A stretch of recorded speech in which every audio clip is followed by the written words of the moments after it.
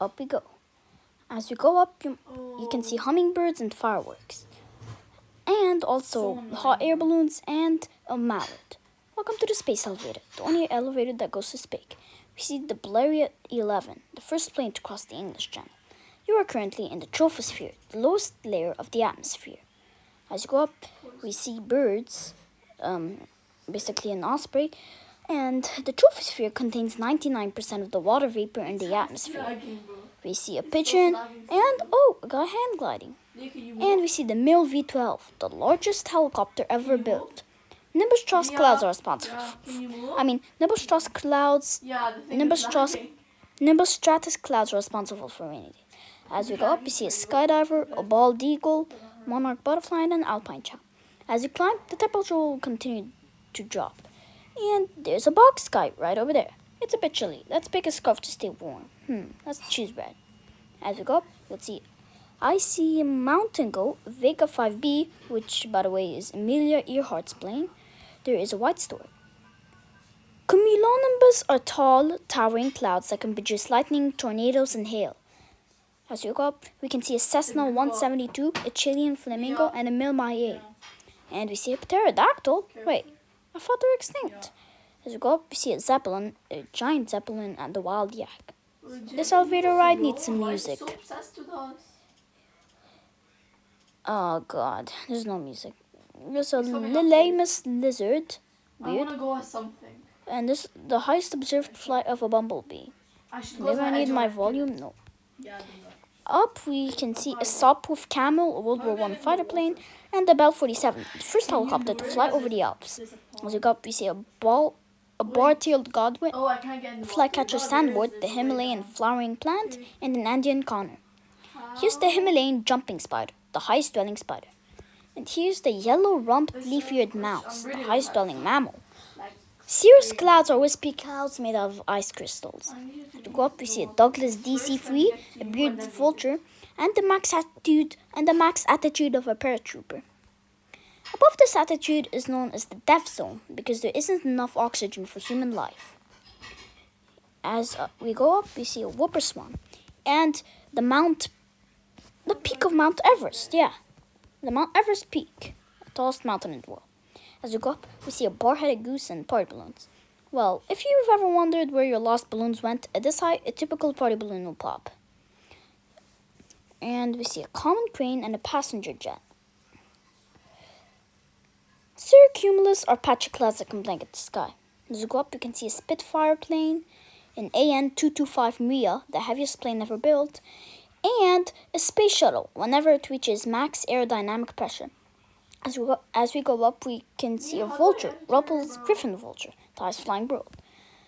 Now would be a good time to pick out your spacesuit. Let's go orange. Again, I love orange and red. As your pressure drops, so does the temperature needed to boil water. At this altitude, water boils at just 54 degrees Celsius. Here's the SA-315B Llama, the highest flying helicopter. There's a P-51 Mustang, a World War I fighter plane. Jet streams are bands of strong winds in the atmosphere. They can reach speeds of up to 275 miles per hour. As we go up, we can see a P-80 shooting star. Don't worry, the elevator's pretty strong, I think. As we go up, we see a Learjet 45, an F-35, 35. Up we go. Welcome to the stratosphere. The stratosphere is home to the ozone layer, which protects us from harmful UV rays. As we go up, you can see a Sukhoi Su-9 and a Kroponi CA-161, the 1938 altitude record. Unlike the troposphere, the temperature in the stratosphere increases the higher you go. There's the de Havilland Vampire. How do I pronounce it like that? Like a French person. 1948 altitude record. As we go up, we can see a Concorde and the USSR-1, the 1933 balloon altitude record. This is the Armstrong limit. Above this altitude, your saliva and tears will boil if you don't have a pressure suit. I'm right near you, I don't know. Nitreous clouds are rare clouds found in polar regions. They are made of small ice particles that scatter light in colorful ways. Here's the Bell X-1, the first aircraft to break the sound I barrier. think I found it. And the Explorer 2, the 1935 balloon attitude record. Here's the Airbus Zephyr, the high-altitude platform station. As the air gets thinner, there are fewer molecules to scatter light, so the sky starts getting darker. Here's a Perlin 2, the highest altitude glider. Wow, cool. And here's the highest aircraft ejection. Here's the U-2 spy plane. And the Douglas Skyrocket, the first aircraft to reach Mach 2. Here's the SR-71 Blackbird, in 1976, the 1976 altitude record. The SR-71 is one of the fastest planes ever made. It can fly at over 3 times the speed of sound. Here's the Southwest Trident II, the 1958 rocket plane attitude record. Here's the F-104 Starfighter. The NASA Helios HB-01, the winged aircraft attitude record. Here's the NASA X-43, the experimental hypersonic aircraft. Here's the Project Excelsior,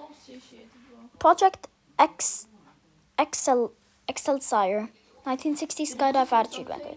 With nothing but a duct tape pressure chute, Joseph Kittinger jumped from an open gondola and set a record that will last more than 50 years. Yeah.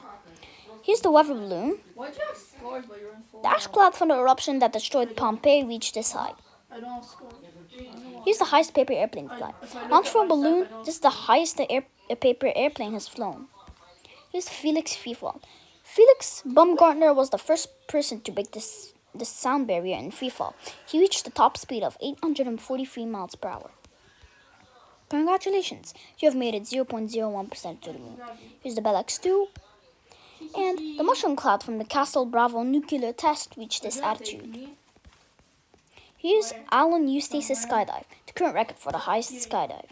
Space elevators are actually a possible idea being considered by scientists. They could potentially offer a cheaper and safer way of getting to space. The hard part is making a strong enough cable and finding enough elevator music. Here's the Chelyabinsk Meteor airburst attitude. And here's where the space shuttle's boosters eject. Here's Sutter's Mill Meteor, the breakup attitude. Blue jets are a rare form of lighting that arc upward in a brilliant blue flash.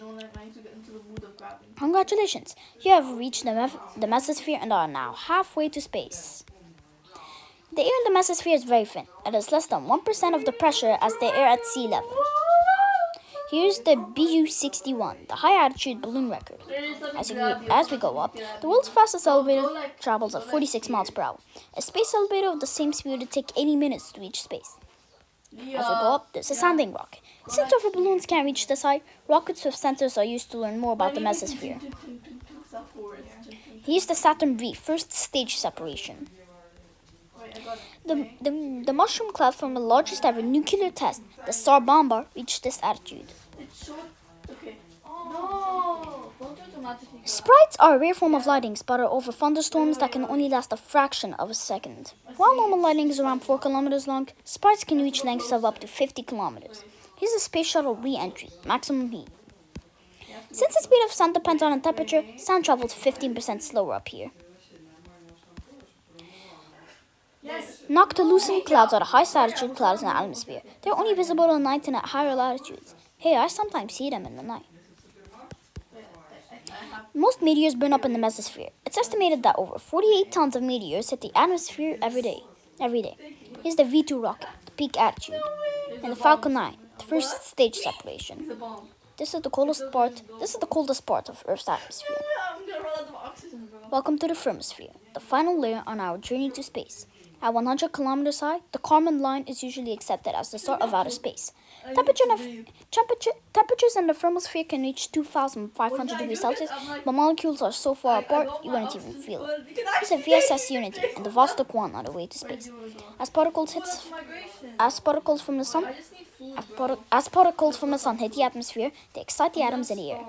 These excited atoms start to glow, creating brilliant displays of light called auroras. Here's the X-5, the X-15, the highest flying rocket plane. There's food over there. You're about to reach a place fewer than 1,000 humans have ever been, now leaving Earth. The Kármán line. Goodbye.